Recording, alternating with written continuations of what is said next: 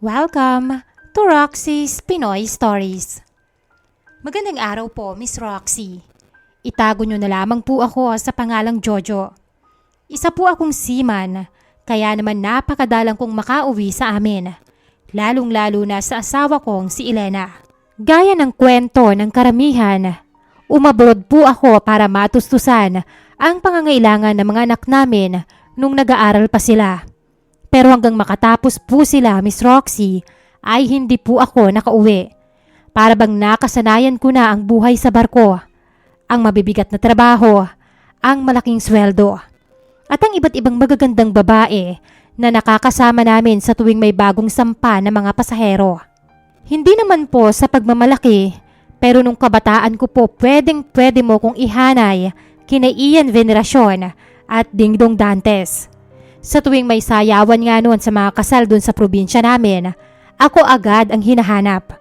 Dahil sigurado kapag ako ang nagpunta, maraming kababaihan o kadalagahan ang umuupo at naghihintay na maisayaw ko sila. Daig ko pa nga daw ang agila kung makadagit, sabi ng mga barkada ko noon. At isa na nga sa mga nadagit ko ay ang asawa kong si Elena, na palaging suki ng mga sagala noong panahon namin. Miss Roxy, akala ko sa pagtanda namin ay hindi lilipas ang pagmamahal ko kay Elena. Akala ko habang buhay akong mahuhumaling at magagandahan sa kanya. Pero sa pagtagal ay para bang nagiging ibang tao na siya sa paningin ko. Oh, ito chocolate tsaka sabon. Ihatid nyo dun sa mga magulang nyo ha. Tsaka ito, Marco. Sapatos ito para sa'yo. Isa-isa kong inabutan ng mga pasalubong ang mga pamangkin ko. Mukhang na-announce na sa buong barangay ang pagdating ko dahil pagdating ko sa bahay ay nag-uumpukan na ang mga tao, pati ang mga kababaryo ko. Hala tito, salamat po. Lumapit siya sa akin at mahigpit akong niyakap. Wala yon. Alam ko namang ikaw ang nagmana ng galing ko sa basketball eh. Kaya ayan, galingan mong maglaro ha. Dapat pag nanood ako ng liga mamaya, panalo ka. Kung hindi, babawiin ko yan. Biro ko sa kanya. Nako, ikaw talaga Jojo. Ang lakas mong mang-asar sa pamangkin mo. Nagsitayuan ang mga balahibo ko sa katawan nung lapitan ako ng aking asawa. Hindi ko pa maintindihan, Miss Roxy. Nabawasan po talaga ang nararamdaman ko sa kanya. Lalo na't wala na ang ganda na hinahanap ko sa kanya. Pasimple kong inalis ang mga kamay niya at saka pumunta sa kusina. Nagugutom na ako. May tanghalian na ba tayo? Oo naman. Iniluto ko yung paborito mo na sinigang na hipon. Ito oh. Lumapit siya sa akin at saka binuksan ang isang kasirola. Umuusok pa ito at saka lumabas ang napakabangong amoy. Grabe mahal. Ibang-iba pa rin talaga ang luto mo. Namiss ko ang mga ganitong ulam eh. Talagang mamimiss mo, napakadagal mo kayang hindi umuwi. Paano?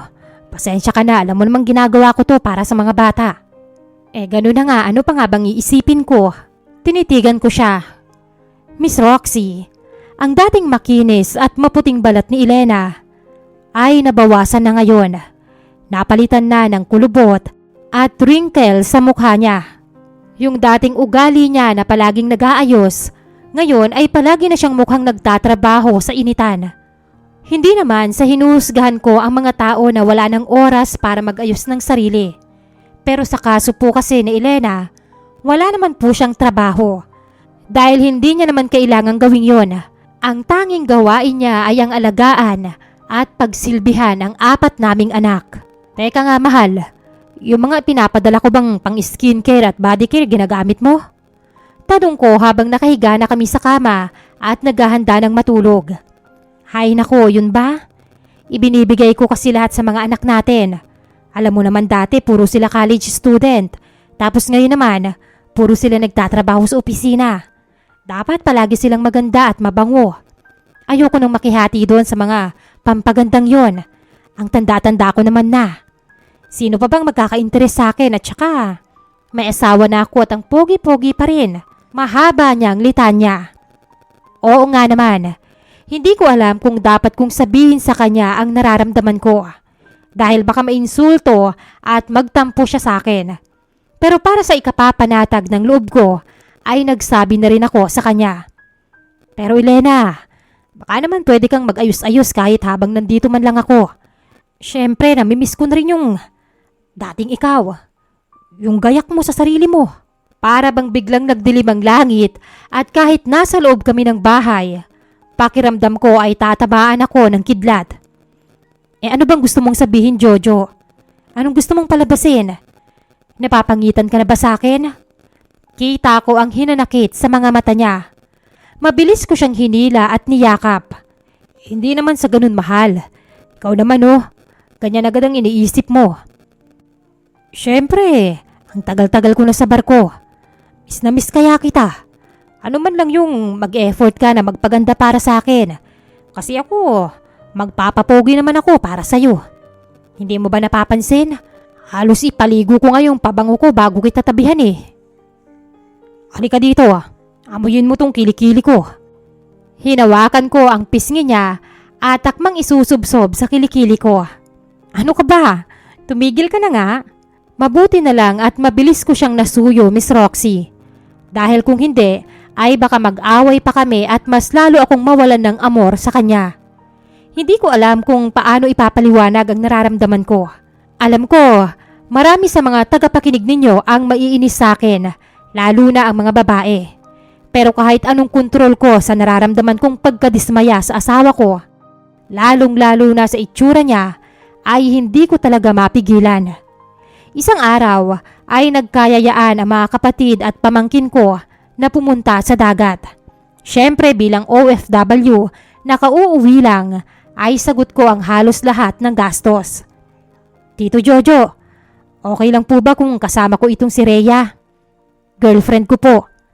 Nang lingunin ko si Marco, ay parang hindi na pumapasok ang mga sinasabi niya sa kukote ko. Rhea, ito nga pala si Tito Jojo ko. Yung ikinukwento ko sa iyo na seaman, kakauwi lang niya. Hello po, Tito. Kumaway pa ang magandang dalaga sa akin. Okay lang po ba na sumama ako sa outing nyo? Oo naman. Oo, sige. Sumakay na kayo dun sa kotse ko. Ikaw, Rhea, kahit dun ka na sa tabi ko sa passenger seat. Naku, hindi na po, Tito. Bakit naman po tatabi sa inyo? Doon na lang ho kami sa likod. Para akong pinukpok ng bato sa ulo nang sabihin niyo ni Marco. Ano kasi? Sakto naman na nakita ko si Elena na maraming bitbit palabas ng bahay. Ayun ayun ang tita Elena mo. Tulungan mo. Tabi kayo ng tita mo sa likod kasi kailangan mo siyang tulungan na kargahin ang mga gamit na wala nang mapaglalapagan. Alam nga naman itong bisita natin na si Rhea ang utusan natin, hindi ba? Mabuti na lang at nakalusot ako, Miss Roxy. Sige po. Sige babe, doon ka na sa tabi ni Tito. Tutulungan ko lang dito si tita. Sa buong oras ng biyahe namin ay hindi ko maiwasan ang mapasulyap sa mapuputi at makikinis na binti ni Rhea. Panay ang kwentuhan nila ni Marco kahit na magkalayo sila ng upuan. Kaya naman, panay din ang paggalaw niya at paglingon sa likod. Langhap na langhap ko ang amoy bulaklak na buhok niya. Sa pananatili namin sa dagat, hanggang sa kinabukasan ay hindi ko maiwasang pagmasdan at obserbahan ang girlfriend ng pamangkin ko. Mainhin ang galaw, palatawa, maalaga sa katawan at napakaganda talaga, Miss Roxy. Lalo pa akong nahuhumaling dahil sa mahaba niyang buhok na siya ring nagustuhan ko kay Elena noon. Kaya nga nung nalaman ko na nagpagupit siya ay nagalit talaga ako. Hanggang sa makauwi kami ay si Rhea pa rin ang nasa isip ko. Panay ang tanong sa akin ni Elena kung okay lang daw ba ako.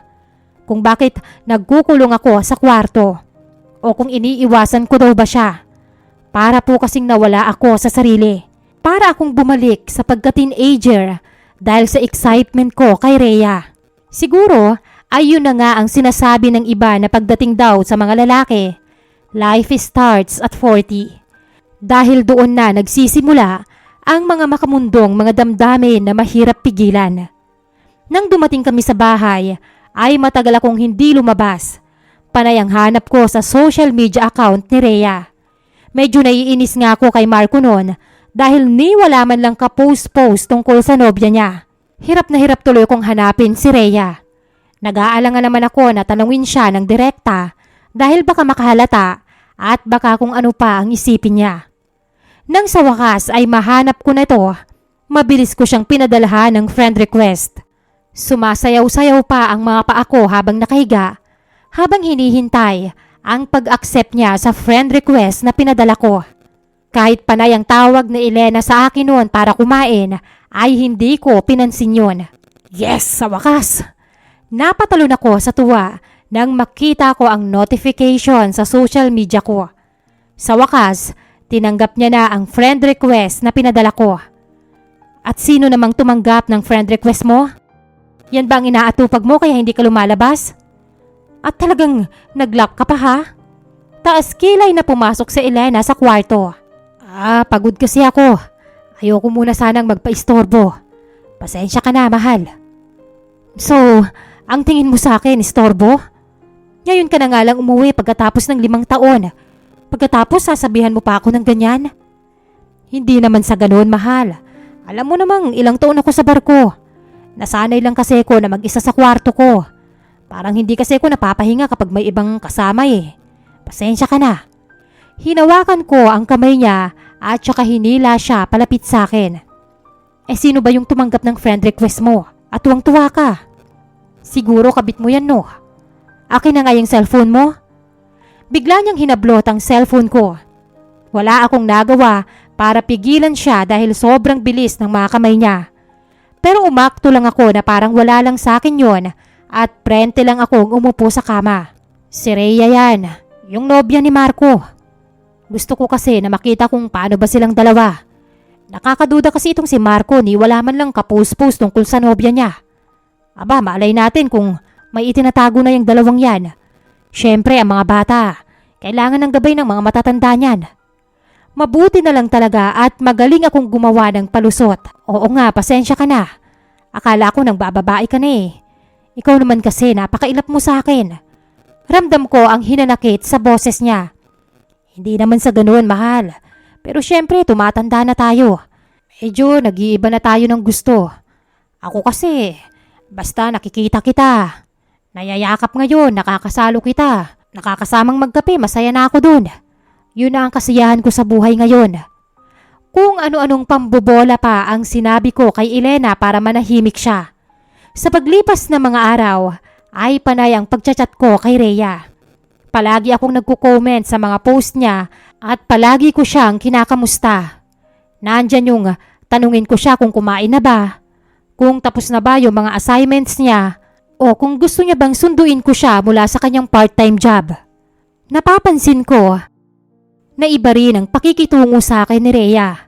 Ramdam ko yon sa bawat reply niya sa akin at sa bawat thank you na natatanggap ko at ang laging pagpuri ko sa kagandahan niya. Isang araw, habang magka-chat kami ay tuloy-tuloy ang reply niya sa akin. Hindi gaya ng mga nauna na palagi raw siyang busy kaya hindi siya makapag-reply ng maayos. Halos oras ang hinihintay ko para lang makausap ko siya, Miss Roxy.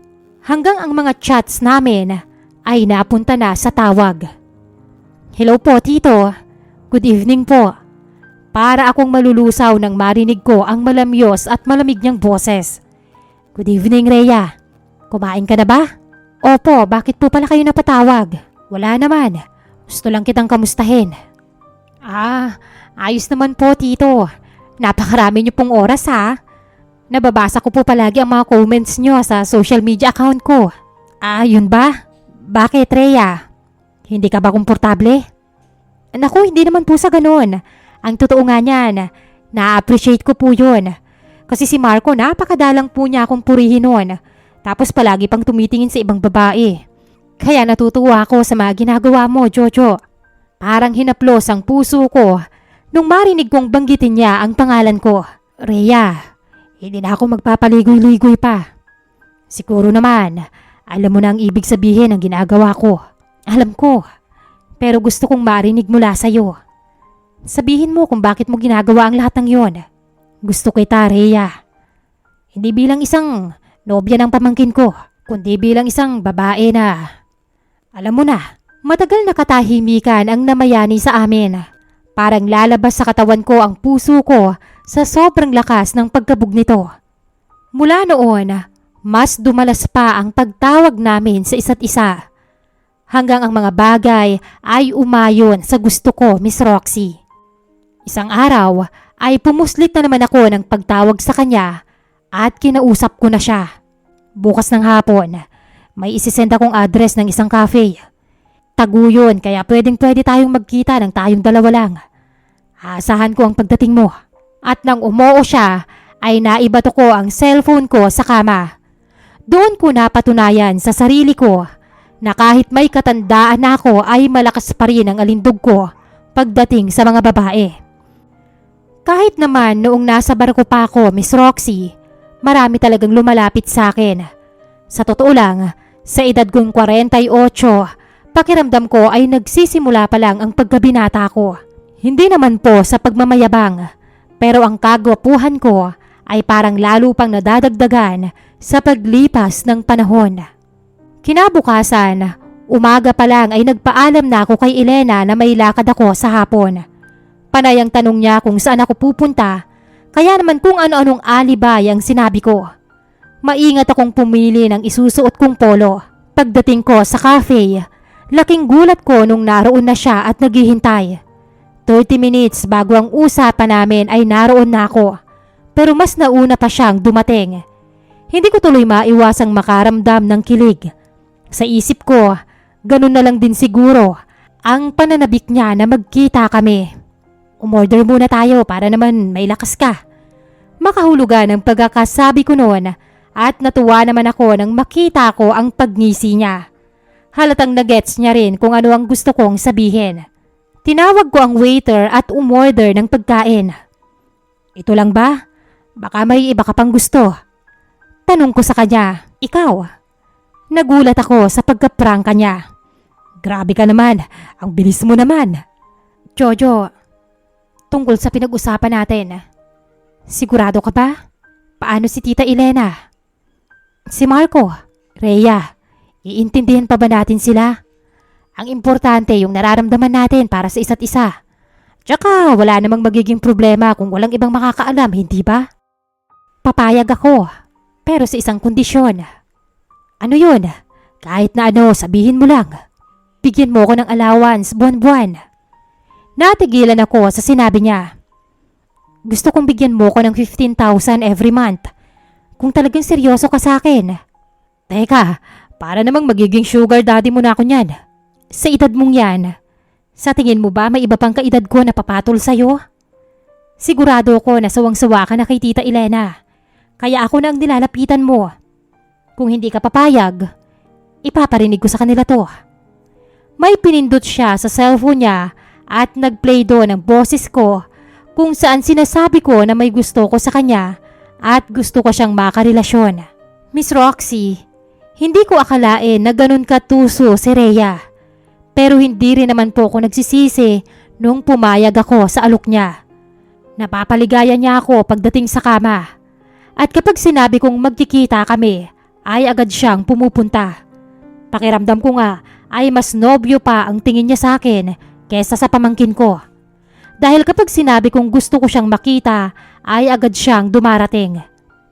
Miss Roxy, sugar daddy na akong sugar daddy. Kahit na nahihirapan akong i-provide ang lahat ng kagustuhan ni Rhea, lalo na at naka-for good na ako ngayon, ay hindi ko po ito pagsisisihan. Dahil siya ang nagsisilbing lunas ko sa tuwing nakakaramdam ako ng pagkaasiwa sa aking asawa. Dito ko na po tatapusin ang liham ko at maraming salamat po sa pagbibigay ng tsansa na mapasama sa inyong programa. Kung sakali man po na merong karugtong ang kwento kong ito, asahan niyo po na susulat po ulit ako, Miss Roxy. Lubos na gumagalang, Jojo.